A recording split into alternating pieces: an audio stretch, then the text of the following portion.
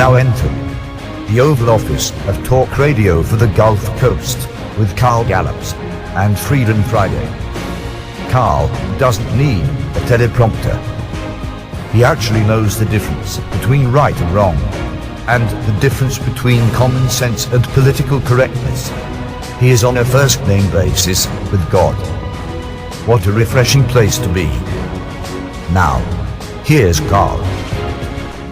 With the world's attention on the Norway shooter and the media's immediate tagging of this sick individual as a Christian fundamentalist, and the ghastly accusations that the Norway shooter posted to Christian fundamentalist blog spots, we thought it would be interesting to determine what a Christian fundamentalist is.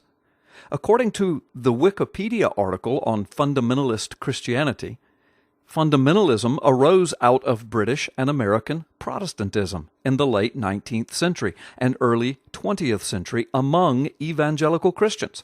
The founders of Christian fundamentalism reacted against liberal theology, and they actively asserted that the following ideas were fundamental to the Christian faith: the inerrancy of the Bible, the virgin birth of Jesus Christ, the doctrine of substitutionary atonement, the bodily resurrection of Jesus, and the imminent personal return of Jesus Christ.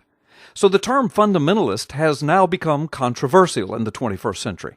It's often used to attack or ridicule adherents, although it was coined by Christian fundamental movement leaders. In other words, the term Christian fundamentalism was hijacked by the liberal left and turned into a bad word. Fundamentalist is a distinctly Christian term. The P.P. Simmons site is operated by Christian fundamentalists. Every one of the editors and monitors at P.P. Simmons adheres to the inerrancy of the Bible, the deity of Jesus Christ, his substitutionary death, his literal burial and resurrection, and his literal and perhaps soon return to earth to rule and reign. But note this: there is not a single reference in Christian fundamentalism to perpetrating death and destruction on those who do not believe like we do.